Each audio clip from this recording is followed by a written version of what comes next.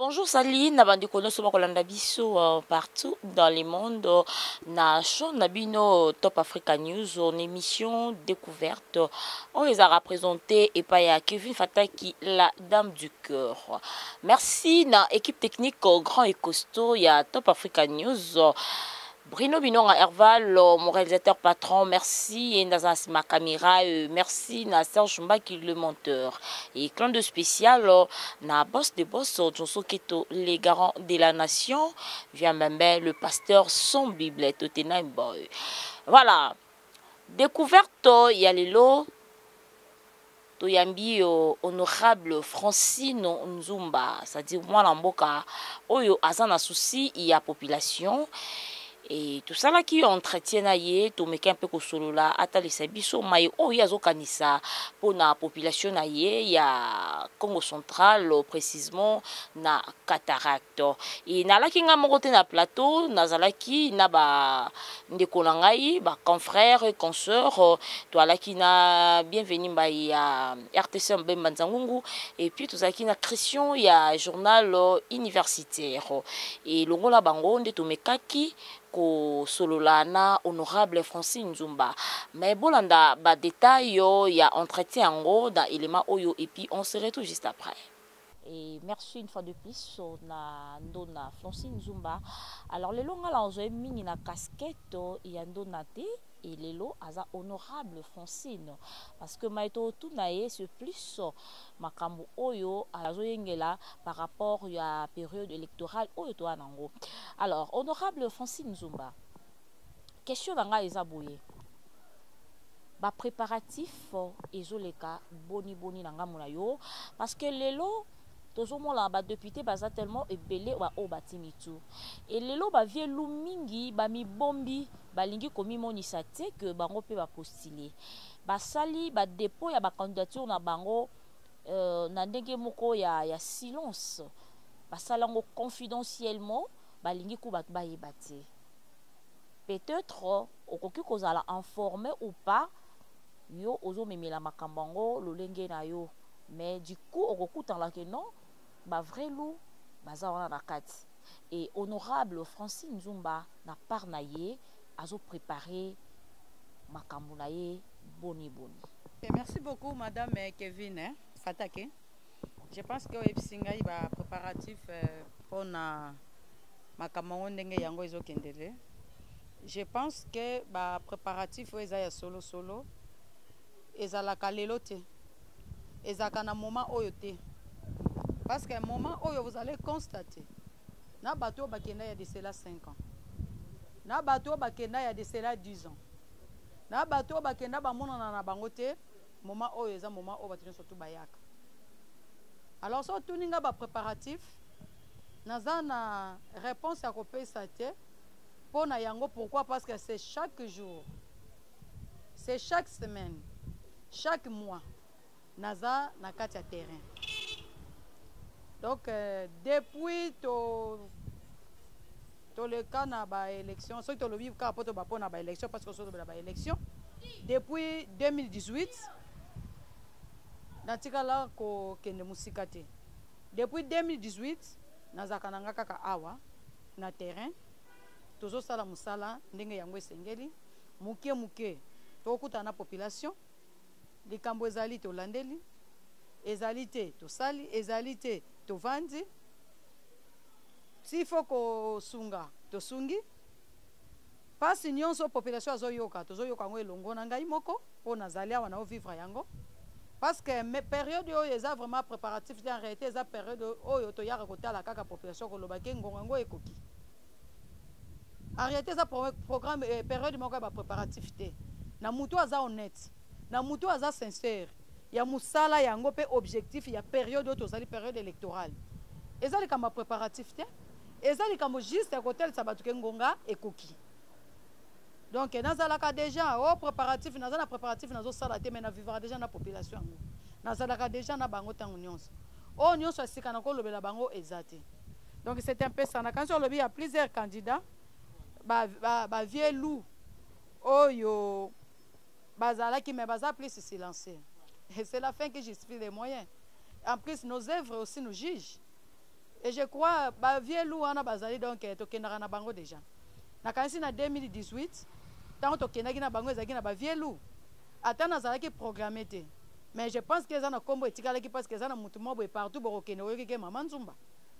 Et na eza na ba PVT lelo oyo na bombaka. O ezaki okende na centre moko du début jusqu'à la fin tous les bureaux surtout tous les bureaux ceux qui na bureau wana eza na 20 personnes ba votaki surtout 15 ezalaki pona Mama Nzumba. Et lelo toza awa na Cité Ntsele. Boyebi bien comment Cité Ntsele fêter mukolo yango. Parce que bamonaki ndenge nguma esalemela depuis 3 heures du matin na saint mbula mais bato balamuki bazoganga balobi tokende ko voter Mama Nzumba malgré nazala programmé te malgré na lekaki te mais je pense que ba vielu wana pe tozalaki na bango na 2018 ko banga izate côté kuna pona silence na bango na kanisi misala na bango mutesali ke bazana na silence po en réalité za moment bakoko kozana na silence te na kanisi électeur dépôt na bango ya ba candidature ou bien qu'on y a déposé en secret. Je crois que la population il y a biso déjà batuna biso to zakana bango bango yeyo. Tozo zong c'est la bango manda. Et ceux qui ba bombi, bango mo kande ba yebi réseau ba bombeli. Mais ceux qui est pona ngai, ceux qui na lekaki na 2018, na kanisi dépôt ya touro elingaki za la silence na kanisi dépôt touro msusu mbanza ngungu mobima elengi ndetele mapo ekende kotika nga po balobi zonga lisusu poto moni résultat. Par rapport à la question. Merci. Merci beaucoup. C'est Christian Tupamba du journal universitaire. Oui, Madame Francine Nzumba, le journal universitaire vous suit. Nous vous écoutons à chaque fois avec vos éléments. Aujourd'hui, nous sommes ici à Mbanzangungu où bientôt là, nous attendons vers les élections. Ma question est de savoir quelles sont vos ambitions par rapport aux élections qui pointent à l'horizon. Merci beaucoup, Monsieur Christian Tupamba, journal universitaire de Kinshasa. Merci beaucoup d'abord parce que c'est chaque fois que vous êtes avec moi et vous m'accompagnez au moins partout. Et là, je vous suis vraiment très reconnaissante par rapport à l'accompagnement Nabino. Et je crois au lobby, l'ambition de Maman Francine Nzumba par rapport à l'élection. Mais nga yote tango accompagner nga to kenaka no na terrain tango nyonso to pona nini si pona conquérir pouvoir donc c'est à dire nazaleli comme molobeli ya Mbanzangungu comme molobeli ya population na ngai ya territoire na ngai ya ba secteur na ngai c'est-à-dire ba ambition na ngai eza na bima député ba voter nga comme député yango ndeza ba ambition na ngai. Pourquoi? Parce que tozana mingi ya koloba, tozana mingi ya kosala, mais toza limité. Et je crois partout, boyebi bien naza vice-présidente d'un parti politique, d'un grand parti politique. Mais des fois, étant que parti quelque part au cause a peu bloqué, osa limité pour le pour naza na pouvoir te, naza na mandaté. Et on a ça répété dans ça on a compte la société civile, parce que c'est reconnu partout. Na pays et surtout parce que na Kinshasa ndeto menaka mingi ba front au niveau national pour ne pas dire Kinshasa. Si je parle de Kinshasa parce que c'est la capitale, c'est au niveau national que to menaka balit to défendre aux intérêts communs, intérêt national, intérêt communautaire. Ceux qui n'ont pas pouvoir agir parce que na compte la société civile, la société civile n'a limité, mais au senga ngai na kene ko défendre population na ngai. Na mettre pe en pratique oyo eza talent na nga oyo ngai nazo représenter nazala makambo ebele koloba fona kene kolobela ngo na parlement et toza na posa peut-être ya justice sociale ata na bandi oganga du matin jusqu'au soir po tolobaka yango mais des fois bameta yango en pratique te mais soki naza na parlement c'est-à-dire nokende kobuskile po baapplike yango égalité ya droit hein? Mutu nyonso azala traité avec dignité et respect. Est-ce que le peuple congolais, est-ce que batu na ngai ya Mbanzangungu, territoire na ngai ya Mbanzangungu, azo bénéficier ba droit lokola batu nyonso tout na kati ya RDC? Pona arriver yango, pona kene kolobela papa etant qu'économiste, transformation économique. Il faut que luka comment est-ce que ba usine ezala na RDC pour nous commatisser un peu production na biso et ko permettre biso de créer ba classe moyenne. Tous en a mabele awa, tous en a ba terrain o ezaka bo evandi pamba, mais en a pour ça ba izine kota et pe ça bana misala, tous en la surproduction, les autres en a zone libre échange, marché wana. Il y a zone libre échange. Maintenant Congo RDC tant qu'économiste, bénéfice na biso eza place nini? Ou bien toza lokola RDC to komi lokola na tokola batumo na kati ya bol ya spaghetti to lingami na ba association nyonso to ezoya na monde tozokota otoke na SADC otoke na oyo mais RDC par na eza wapi? Et tant qu'économiste ça na posa quand même il y a transformation économique, ça va nous permettre de créer des usines et de créer aussi l'emploi. Ça va permettre à ba Congolais se retrouver. Tu créer classe ya ba ouvrier, tu créer classe moyenne parce que biso na RDC tozaka ka ba riche ti ba pauvre. Et pour qu'il y ait des riches, faut mon ba politiciens. Ba politiciens bango de ba riche. Et directement to kiti na ba pauvre. Et c'est bon monte que mboka go marché te, bon monte que passe ko sila te. Mais tant que économie ça peut que défendre biloko. Donc c'est-à-dire tozana mibeko. Mais mibeko na biso faut que ne ko influencer pour banda ko appliquer yango. Banani ba ko influencer. Il faut que ça ait un bateau, un savoir-faire, une bonne volonté. Une bonne volonté, un souci à la communauté, un souci à mboka na ye, non pas autant la caractère intérêt na ye moko. À quoi est bon dans un nyonso ya mokilio. Mais ceux qui vont mourir ngai et se retrouver dans l'ifelo. Yo éviter que se retrouver dans l'ifelo ce que zanine. Mais tant on ça la mutu mabe. Mais au péché, tant on a l'intérêt na moko nzimi moninga na souffrir. Au péché c'est dit nzé na yo ezali felo akwa ye bona zonyo sa mokilio mais na perdre bon moinanga alors po wana ekomela ngai te c'est-à-dire faut que na parlement na défendre la population. D'abord je commence par chez moi en Banzangungu, après Banzangungu Nathalie Congo central na écouter la RDC.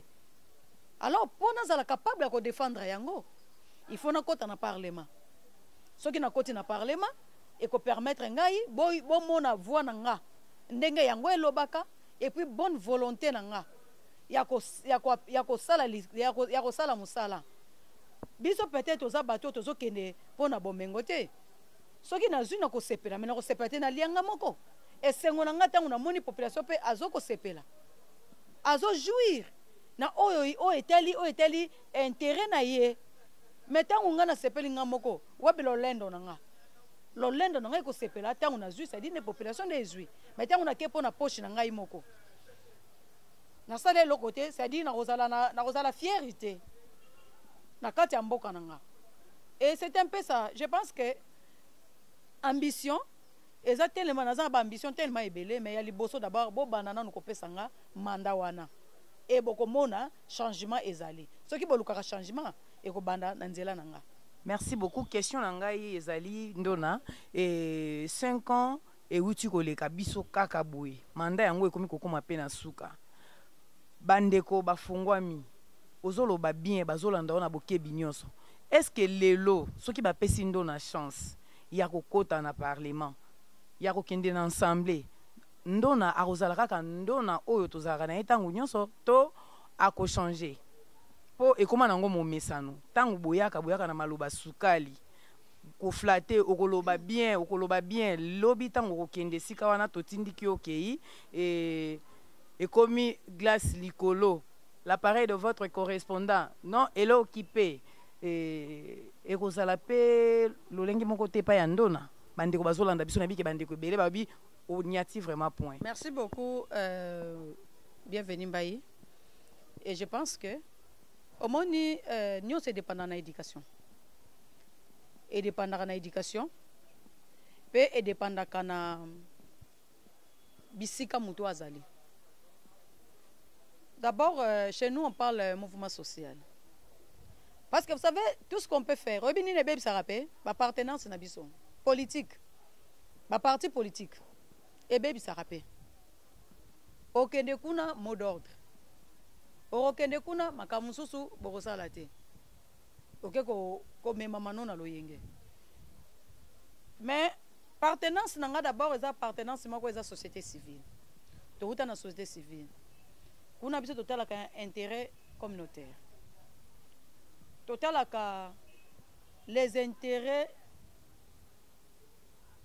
général pas intérêt mesquin oyo etadike na otala ya ngai moko d'abord c'est le social ntango ozoyoka kombo ya parti ozoyoka mpe oyo biso tozali et je crois soki otali badepute mingi oyo baleka na parti wana soki omoni ye asali mabe na population c'est-à-dire aza na problème ya éducation mais soki aza na éducation te biso kuna mot d'ordre oyo ezalaka kuna d'abord entretenir population na yo entretenir base na yo entretenir république kote kuna nayebi ke nakozala na problème te e ya mibale boza na mutu ayeba oloba non même ata naza na partenance politique moko oyo ezaki ezobloke mais boyebaki boza na mutu ayeba oloba non soki nalobi non nayetikali non natelaka bomengo te nasepelaka na jouir na lepe oyo nga moko naza nango ya pasi ya motoki na nga etaki pédagogue me nakende kosepela te na bomengo moko ya nsima mokie mpo nakende kotrahir malamu nakufa pauvre bayebi ke natrahisaki te ke nazala riche na kotrahir bandeko yanga effet déjà ya kozwa confiance ya population pendant 5 ans oke na yo oye te mais eza trahison e na éducation nga naza nango tata na nga na mama na nga bapesa nga d'abord ya bolingo d'abord kotala bien ya bandeko mosusu je crois eza na bato mingi oyo bayebi nga lolenge biso tokoli ndenge tobokwami ti lelo ndenge tozokontinue na mosala na ngai soko ndenge ozobenga nga ndona en réalité ndona c'est le bakongo qui appelle ndona c'est pas les autres mais okosutuka bacommunauté mosusu baswahili baluba bangala babengaka nga ndona d'abord na place nao nasalaka na mosala oyoka kaka bonjour ndona tobenganaka bachef de travaux baprofesseur baassistant mais chez moi c'est pas comme ça epai na ngai babengaka nga na kombo ya bacollègue te mais babengaka ngai na kombo ya ndona c'est-à-dire d'abord j'ai des valeurs na bavaleur oyo naza nango et c'est difficile omona ngai nakende kotrahir oyo eza population eza histoire na nga parce que soki déjà nazwi 5 ans na kei c'est-à-dire natikali so na histoire te na bomi oyo eza histoire na nga na bomi oyo eza existence na nga mapa tokende mama tokende tozonga mpe trahison oyo ebanaka na baage oyo est ce que oyebi yango te ke trahison mpe ezalaka na age naza na avenir molai ebongo lobi soki ekozalaki na kodirige mboko mobima na mwa 5 kaka ya pamba so deya na trahir ebongo oyo ezoya na kozwango ndeni yokanisi na kotika yokanisi 5 ans na ngai na bopesa ngai nga na 2023 bongo 2028 na ozonga te na ozonga mama naza na éducation ezalaki na kotrahir te ya mibale place oyo nazwi la coaching na ngai tanke politique naza bien coaché c'est-à-dire nakoki kodecevoir eza population te il faut vivre na population epesi yo confiance faut kozala d'abord un esprit ya redevabilité notion ya redevabilité faut ezala kati na nga faut nazala redevable vis-à-vis ya population oyo epesi nga mandat wana nakende kolobela bango siko ngai mpo na sentiment nake na ngai kaka mpo na 5 ans nake na nga kaka est-ce que tu trouves ça normal nga moko na ozala na pe na ozala na pe te mais je pense ke bomeka nano omoni yango balobaka mvwa mameki akangami bino mpe bomeka e bomona nde bokangama donc c'est ce que je pouvais dire par là en tout cas vous devez me faire confiance étant que votre sœur étant que votre ndona ndenge obengaka nga ndona na imposa yo te mpo obengaka nga ndona mpo obengaka nga ndona omona bavaleur oyo eza kati na nga omona savoir oyo eza kati na nga omona lolenge na nga et je pense que tokomema bainnovation ebele tomema bainnovation ebele mpe population kozala desi te na kopesa nga manda wana merci. Merci honorable Francine Nzumba. Lelo na politique population est comme réclamer une chose. Ceux qui va pesi ba voix et pas ba politicien ba kei ba sala elo côté. Et bah comme il juger politique qui a Congo et ça la politique mo ya intérêt personnel, c'est-à-dire ba pesi ba voix ba pesi ba pasi na bango nyonso et pas ba lobeli na bango mais après ole ba ya ko sala mai oyo ba yoka ina population ba ko sala yango te abanda ko tambola makolo mais après 2 mois 3 mois akomotambola mituka akomo changer yango et bisika ba pesa ba voix abetaka ta tour te akendo otala bango et oyo tozomona c'est déjà du déjà vu. Tout le monde a kango déjà et pas politicien nyonso yango omoni que tout le monde en parle. Et honorable Francine Nzumba lelo akoyebisa biso ba particularité na ye eza nini na monde oyo affronté ya politique. Particularité na yo eza nini po tobelela lisusu te du déjà vu oyo yoko ya nango du jamais vu eza nini. Ok, merci beaucoup. Je pense que na wuti ko pesa bino notion ya redevabilité. Et ce qui mutuna wane ye parce que bato mingi baza na notion ya redevabilité te. Ce qui bazaki na notion wana bakokaki lisusu ko tuna mutuna wana te. Et je crois na wuti ko sabino que naza économiste.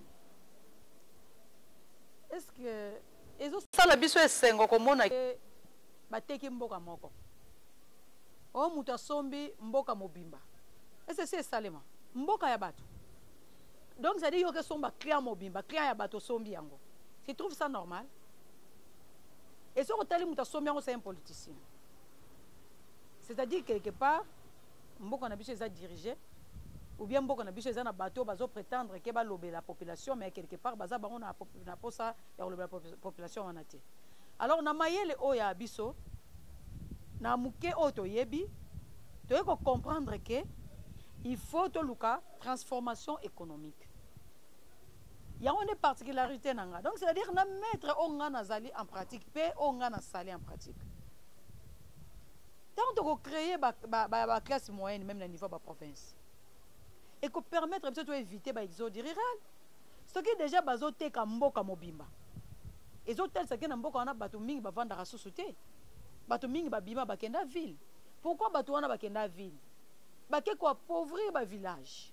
Pauvreté ekoti na ba village. Pauvreté ekoti na ba territoire. Et ça ba village mususu oto yebaka. Donc bozo le kana village ozo mona ke village ya kitoko personne esenga ko vanda na mboka wana. Mais lelo kene na mboka wana. Bato baza société et comme bazamba mais okezaki ba mboka moko ba ndosala na fierté ya territoire pe ya province na kalezaki tango to tambola ba période o ba pikolaka nguba okena ba mboka okosutuka ozoleka boye opeseka mbota pamba bi mama nzaba kalonga nguba mbota pamba opesa ozobima na sana nguba batoki ka wana batandaka wana ba pesio mais lelo eza soso wapi na kala tango biso tozokola au moins nous autres na nzelo comme lokota bangu banzela nzelo ebike mboka moko ezali boso et puis maman elle sonne le banini soko lokota bon ça dit ko bela ba bibonte wana tozo kola mais lelo tambola na bamboka ta nguba ko mona ngona sete au contraire bato bazana bamboka bazo senga bato bazana ville ba memela bango banguba c'est dit exode rural et toza contre yango parce que yango ezo sala lelo bamboka nso na oteka yango okosuka muta sombi mboka wana aza mutu kuta ta ya province na binote aza mutu kuta ta ya territoire wana te mais eko somba mboka mobimba eloko wana soto ezo sala passe entre temps toza na balobeli mboka nanu tango bazoteka yango eza mikande ke na basala basaka na leta non est-ce que mabele nanu biso bateka kango mabele bateka yango te mabele eza ya client ba client na biso client ilobi kaka te mutu azovana na mboka client c'est-à-dire libota mobimba musu bazana poto bamusu bazana Kinshasa bamusu est-ce que famille wana vanda ki na réunion pona ko yona ke bango fo bateka mabele wana et je crois non et tango bino bato yo boza na musala ya l'état bomoni ke mutoyer ateki mabele wana qu'est-ce que vous devez d'abord convoquer la famille ko yeba conseil ya famille wana ya client wana ba yeba réellement ce qui bango to bateki puis pourquoi bateki et puis mabele bateka rangote batika mabele te alors tango bino pe bokomi ko signer ba mikano mais c'est ozana ba lobelo a solo o bazo défendre vrai intérêt osuka biloko wana ekosali malisusu te osuka biloko wana ba bana ko interpeller bato parce que ba lobelo a solo bazali particularité na biso d'abord ko luka comment est-ce qu'on éviter exode rural yami balé agenda de changement c'est-à-dire question d'intérêt national. Il faut que tu aies l'intérêt national. C'est-à-dire, qu'est-ce qu'on dit, qu'est-ce qu'on parle de l'intérêt national? C'est intérêt qui touche la communauté. intérêt wana ils ont touché communauté tango ils ont touché communauté donc c'est dire mutu nyonso aza bénéficier pe azo jouir o eza na mboka na ye et yango nde particularité na biso tozoya nango d'abord ko défendre intérêt wana parce que bato mingi tozomona ke député po aya ekomi bacondition bosombela biso batol bosombela biso ciment bosalela biso nani kwa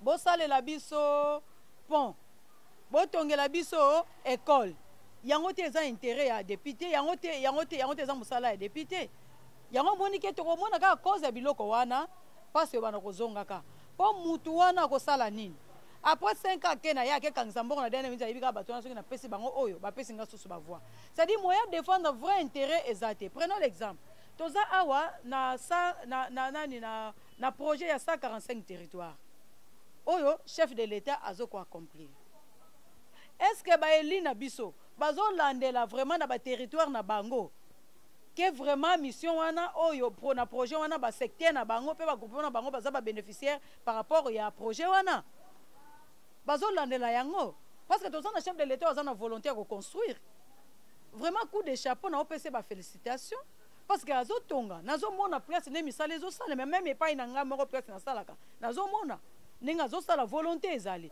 alors baparlementaire bazolandela mpo epermettre population na bango ejouir na projet wana to esepela babénéficie projet wana mais okotoka kaka o botongela est ce que soki mpenza bazolandela population akende kolela na bato botongela biso pont sikoyo ntango population azolela nzala azolela basalela eloko moko boye ekomi dona c'est-à-dire okende kopesa voine mpe na mutu oyo aza na ye nani te aza ne na volonté wana akende kolobela population te mpona bien national ou bien communautaire non mpona intérêt ou intérêt communautaire non aza na ye na nani wana te donc sur ce tosengi na population batala bien oui otolobaki bazoya ebele bakomi ebele kutu bainforme nga bazoya c'est bien ata bazoya félicitation baya malamu me bayebake bato nyonso bakoya nga nano naza moto ya liboso bango nyonso bazoya na nsima na nga ata koya awa kozwa voi oza na nsima na nga donc nga nanu premier bénéficiaire donc bakopesa nano epai na nga parce que nga nde moto akende kodéfendre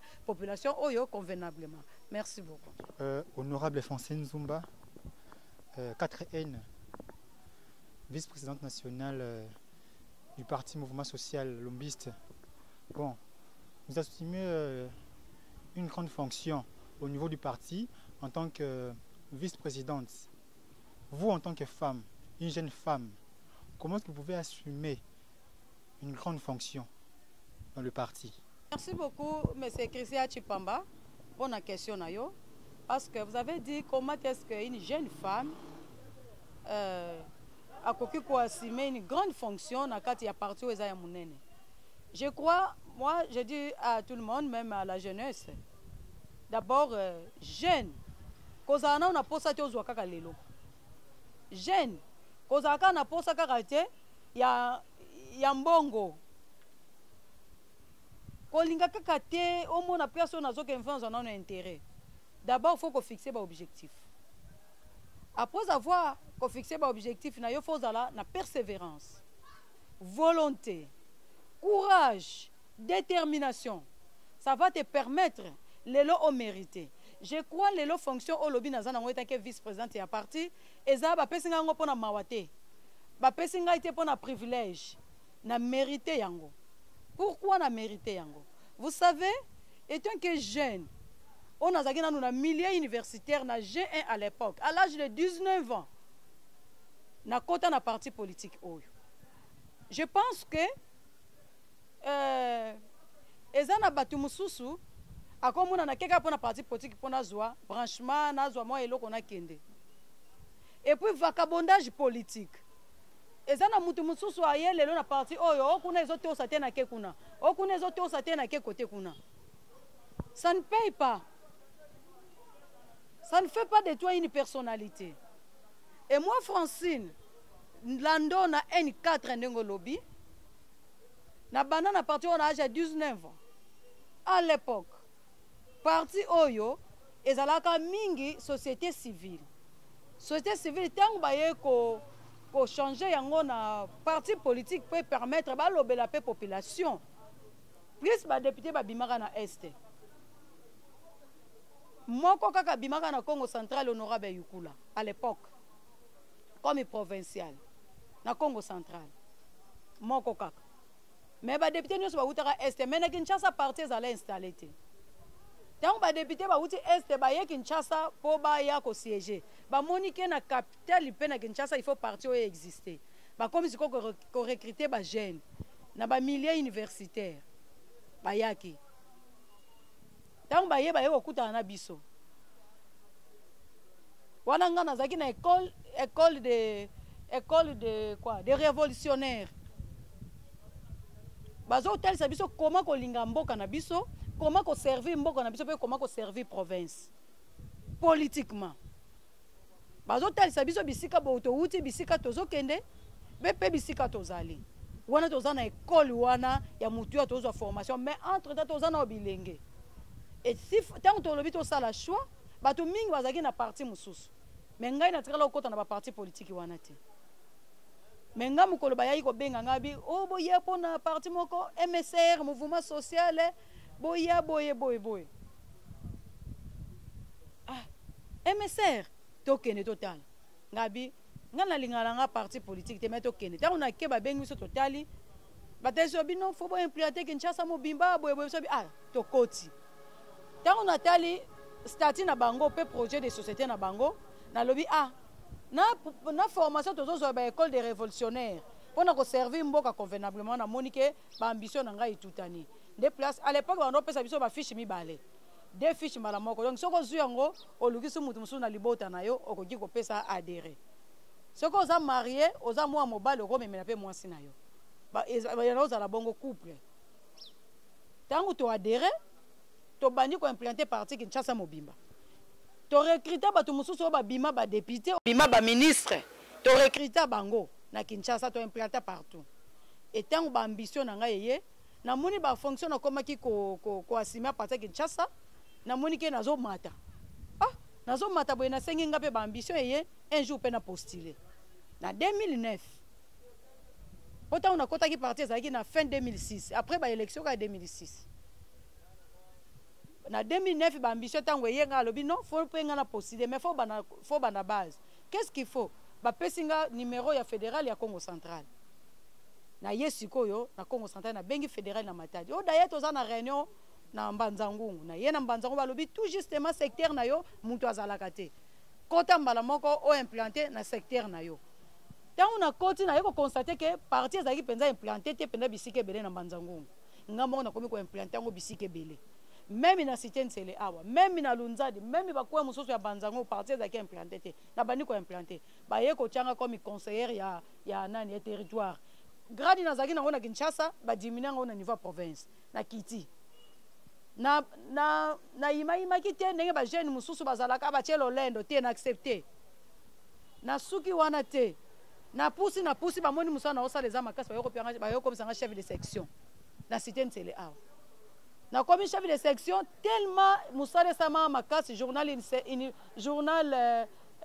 observateur et comme mona makamuna salaki qu'est-ce qui s'est passé Mukondi numéro 1 président Lumbi paix à son âme a bengi rapporteur Assemblée nationale qui était le vice-président et a parti chargé à organisation et implantation de la jeunesse alors bi bo encadrer jeune fille moko journal moko zobima lelo bo encadrer parce que ba jeune to luka bango wana tant ba benga des provinces et opesanga poste maintenant na niveau province des provinces on a travaillé na province na komi vice-présidente ya ba femme na province to komi na opposition wana na sauter ba étape pour na ngonga na to komi na opposition ba tunyo so ba kimi ba koko opposition te mais biso to kenaki na front na opposition na o travailler na niveau ya province pe na o travailler na niveau Kinshasa bien mobilisé na yebsa yo déjà na front et président Lumbi a dit qu'on nomme comme rapporteur, il y a Ligue, rapporteur national, il y a Ligue des femmes. Et paix à son âme, tant à outil au fatika qui n'a poste, on a malgré ma cambo et qui est belé, faut les choses qu'on remonter parti malgré ma cambo et qu'on a balobi non. Ba oyo ba bunda qui a liboso, azo mérité, azo maîtrisé parti. Aïe bipe azana sacrifice, parce que auto salara des fois parti à personne sans frater, mais tu le fais pour l'honneur et à parti. Et na mérité fonction oyo, y a on a sera toujours ba jeune. Et ça fait de moi une force. Pourquoi même dans le niveau parti, mutu akorespecte nga mpo ayebi oyo nazali opesi nga fonction wana mpo oyokeli nga mawa te mpo nasali n'importe quoi te mpo opesi nga poste te mpo sous-estime nga mpo omoni force oyo ngai nazorepresente. Et c'est un peu ça, yango moni ke fonction wana ezali, mais musala ezokontinue, tosala musala bien parti, tozongeli position na biso tozalaki nango liboso, ba oyo bamonaki bandota na musika bazonga bamona ke masolo ya MSL, mouvement social lumbiste, ezongi na place na yango. Merci beaucoup. Dernière question, mais il faut épingler mon mouquet. Et moi, sous question, ma réalisateur va permettre. Voilà, alors, Ndona, en 2018, au Tsakimutu, au Postilaki, ben, fort mieux sur Banda Kosala. Nous étions là, au Monaki, et quand on a autour le bateau de débit, campagne na yo, aux Obanango Sikote, au Bandango depuis très longtemps. Ben, fort mieux sur ça, qui va stratégie, nous, c'est ça qui en place, mais et Simba quitté.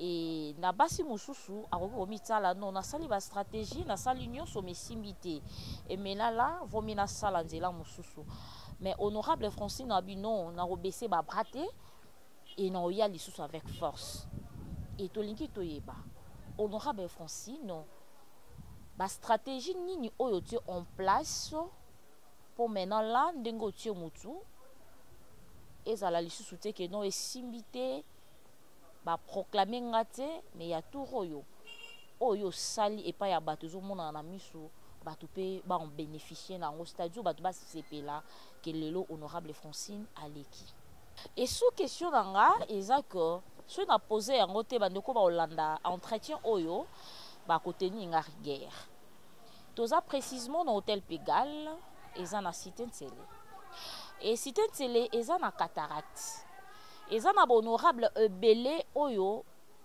ba votaka bango na contraint na biso odwali mais ba isolaka mo mukie cité Ntsele.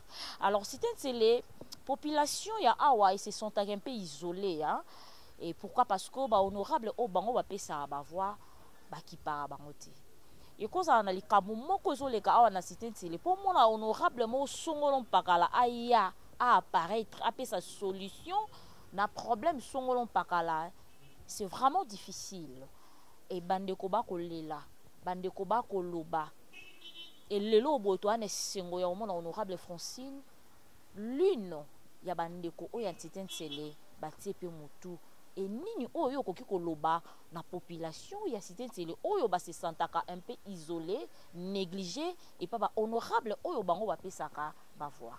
Merci. Merci beaucoup, Madame Kevin Fataki, on a bien à FTK.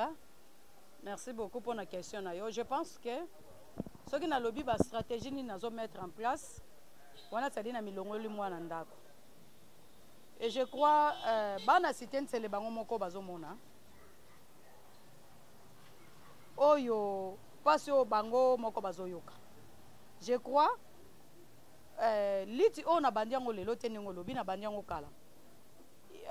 Avant que na ba élection en 2011 ba mona ngenge to saki bousculer pour na centre na biso ba tchakango na côté ya Madimba mais batu mingi peut-être ba rolo ba n'importe quoi ba lobi o kingani mutasai ngani mutabundeli te paix à son âme Mutanswami, paix à son âme mon père et papa Kapesa batu ba yeba ki vraie vérité muto yo akendaki pona abanda ko asaki na front bango peut-être banda ko sala lite te ke notabilité oui notabilité saki musala nango mais mutu azalaki na niveau likolo abandaki kobundela ngo ezalaki nga nakena même ko siéger bato ya seni na Madimba jour ba osala déploiement matériel si na dernière minute bazotinda centre wana toujours na côté Madimba mais na blokaki na kanisi Herval Binonga azalaka témoin nde nakendaki kovandela bato ya seni na yesi bango na sangisi bato na ndenge na nga na lobi eza notabilité oka notabilité batikalaki kote oyo mpona kosiéger seni. Et il y avait responsable à Sénégal, on a bengsi chef d'antenne na Kinshasa. Et na vandeli bango tu 17h. On a bazo benga ba yusi bango ba notable à moitié. Ba lobby en tout cas ce qui cité c'est les ongité ba ko boycotter élection. Mais nazala ki sel parce que zaki déjà na niveau likolo to banda ko travailler. Na batu mususu bazaki ba héros dans l'ombre. Tant ba moni pression ye makasi ba ko benga ba lui ça va. Ba yebsa kasi ceux qui baza na mandataire moko molobeli moko aza na niveau national babenga ya leka na bureau seni na niveau national aya kozwa lettre officielle o ezongisi bureau ya Cité Nsele na Mbanzangongo et directement na bengi papa na ngai papa kapesa na bi papa benga mutanswa misiko ya na ndako abengi mutanswa mi aye na ndako bango mibale bakufa baye na ndako abi mutanswa mi bo benga mutaki kwa tout de suite là aleka na bureau ya seni soka zana Kinshasa kuna kene kozwa bazongisi déjà Cité Nsele na kota Madimba akene kozwa déjà lettre si basalaki c'est vrai oui ngande mutu na informa bango ponga mo mutu akena kolandela yango akezwa document na tonga ye apandi yango na Cité Nsele alakisi bana Cité Nsele mutu akenda ko bundela Cité Nsele pour centre zonga c'est pas un problème baza bambuta na biso toko tenir rigueur te parce qu'à l'époque ngana zaki na candidat na 2011 azwa kingenge na ye mais suka ki wana te toye ko assister na suppression ya deux centres mobima na Cité Nsele centre de vote mais to comité na dernière minute ezaki même pona hotel sabino ke na zamo lobeli moko bakoki ko sous-estimer te na zamo lobeli o solo o azaka na ko banga te na misu na ye o ya banga ka ba barrière te o ya affronta ka ba situation o ya yebi pe ba procédure quoi faire pour na ko atteindre objectif et tant on a moni yango to ke na cadre de concertation siko kutuka na moni ba élargir yango liboso ezalaki kaka ba autorité ne ba banda kota na cadre de concertation devant plus de 1500 personnes na palais du peuple président ya Seni a levé séance na ye a lobby manifestation esili balimba yemba debout congolais ngana lobby non esili nanu te habi comment madame na palais du peuple kona sécurité eza ebele et puis président ya Seni ngabi non mais c'est le président c'est un cadre de concertation nous avons nos préoccupations il y a aussi question-réponse. Je vais parler de quelque chose. Président, yebisi batunaye batika. Bazongela. Tozongeli wana. Tangu tozongeli. Balobi madame y passe. Na leki encore na regretté. Na 2018 na rataki élection de kuna lena kene kolobela makamunion sokuna. Ngabi tika na profiter awa. Ngabi na telle situation ya Cité Nsele.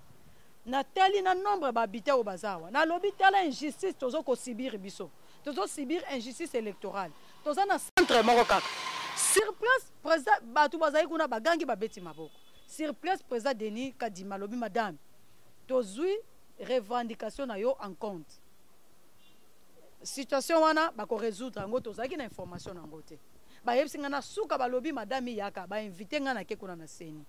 Ta on a ke kuna na Seni na compagnon na lettre mobimba na commis lettre technique. Na ke na ngo kuna na Seni. Na zuna ba document ya kala wanto bando bundela Cité Nsele na landisi yango likolo.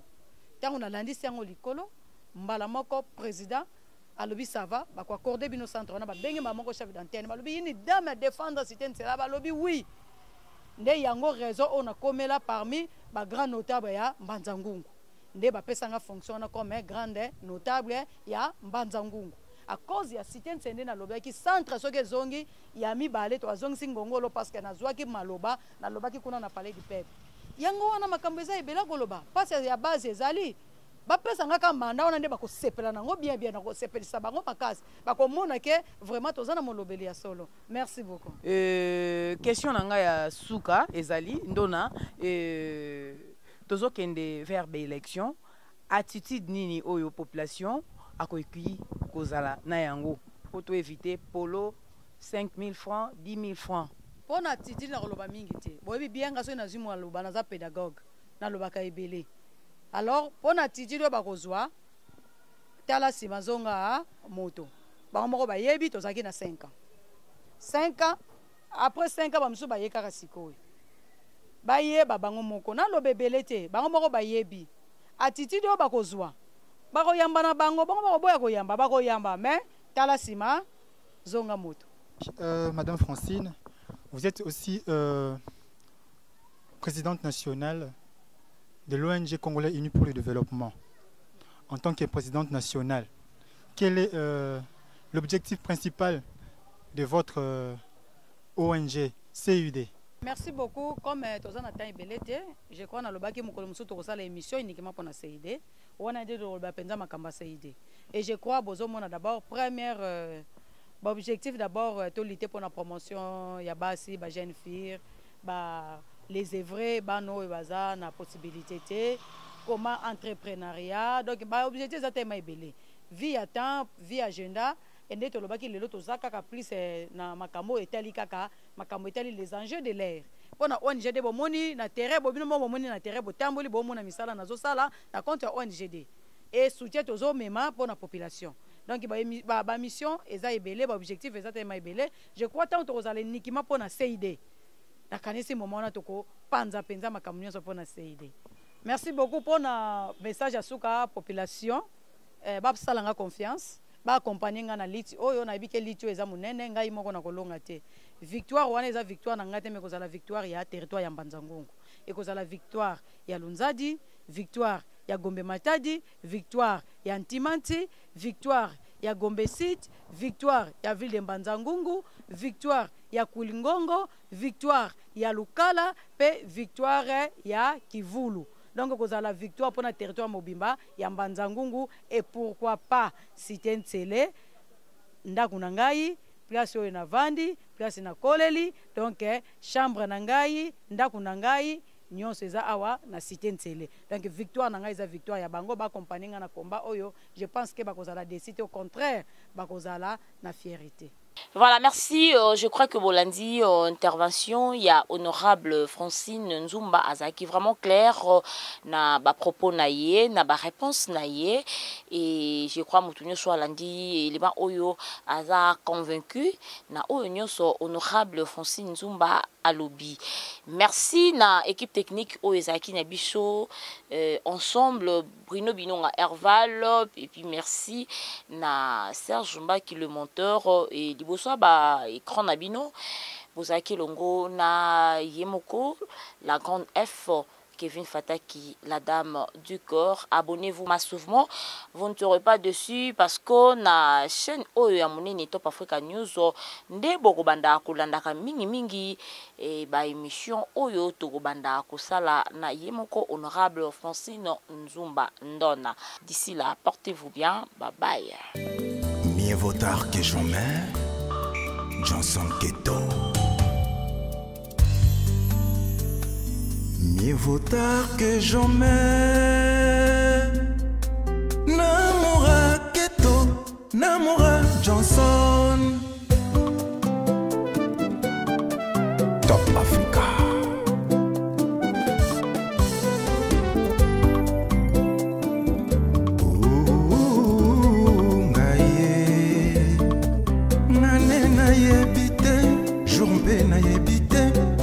Na zondi mela kaka patience ngai motema duku duku mpona kolinga ye ngai motema nyamu nyamu mpona kolove ye aleka mema ngai mobimba tu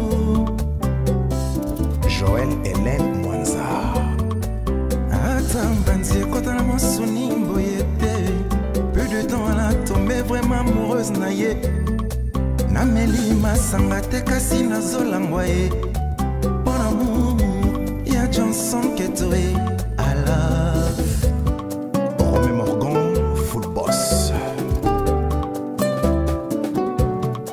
Netika kasili ekota na suki ya moto a moto Yokota nga motema vraiment yezo indae Bilivu muka Tongo bokwa butu wa mona yo ya nimenga Yeteli selinga bolingo na komi mpena kolia Ba merveille na yoga na ntango na komi ko vivre ango Kali elengi amour ghetto na dégusté love de Blaison Wanga fils de l'homme ghetto amour na yo vraiment transforma motema nanga na foi ko déplacer bangomba motema nanga na foi ko bongola maivino puissance eleki makasi motema etonda na love ghetto umela bijou mulamba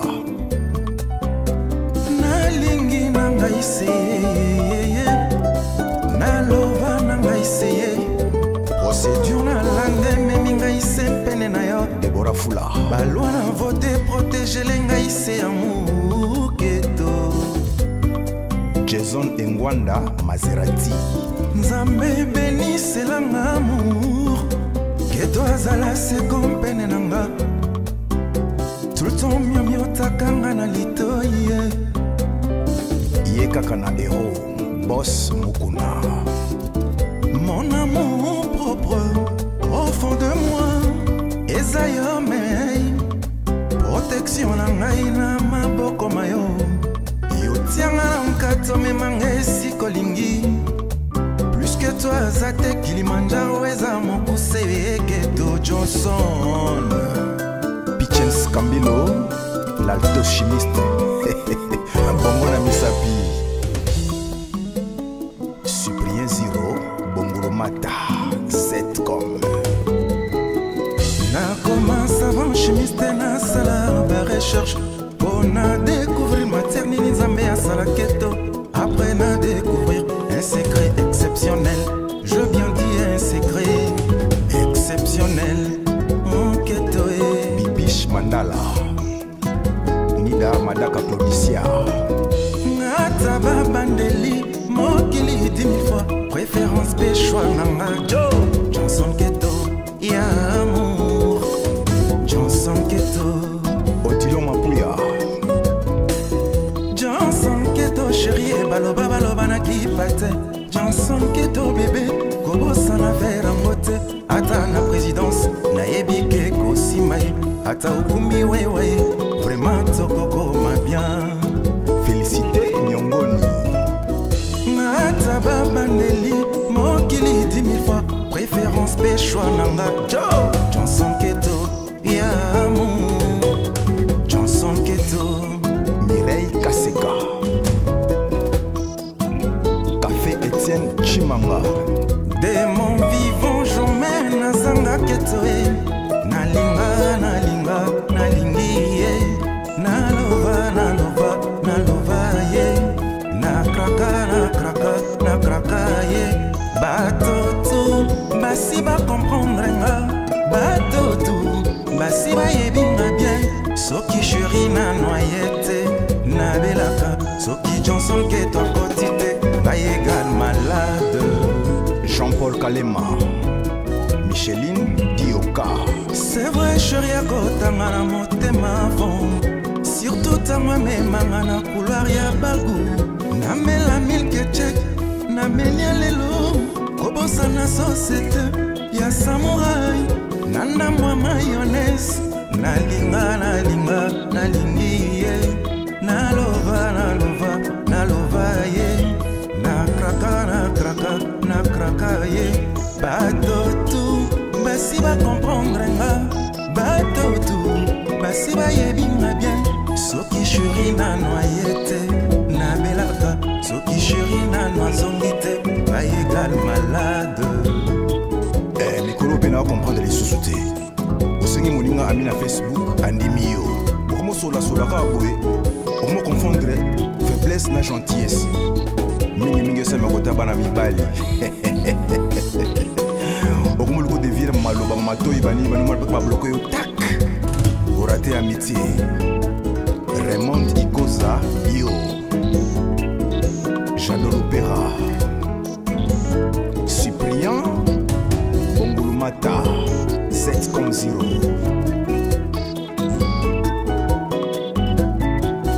Simon Binano Belda Bolambi Beribea Maître Franck Pindakai Platini Banzusi Leki Yamoto Martin Kambi